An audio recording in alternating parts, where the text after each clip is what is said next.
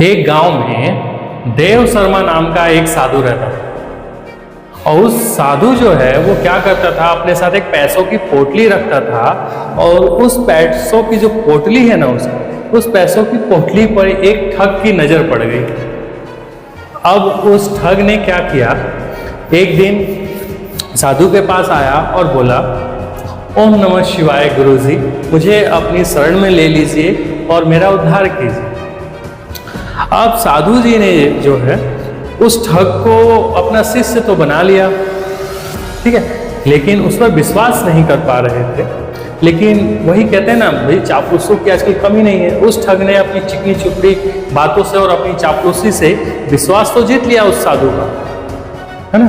तो ऐसे ही समय चलता रहा। कुछ दिन के बाद एक ऐसी घटना घटित होती है, साधु और शिष्य दोनों जा रहे होते हैं नदी के किनारे पे। साधु का मन होता है कि मैं इस नदी में नहा लेता हूँ, ठीक है। तो साधु जी ने क्या किया, नदी में नहाने से पहले अपने कपड़े उतारे और वो जो पैसों की पोटली थी उस ठग को देके वो नहाने चले गए, मतलब अपने शिष्य को देकर चले गए। अब जब वो नहा के वापस आते हैं तो देखते हैं कि उनके कपड़े ऐसी जमीन पर पड़े हुए हैं और जो पैसों की पोटली और शिष्य दोनों गायब हैं।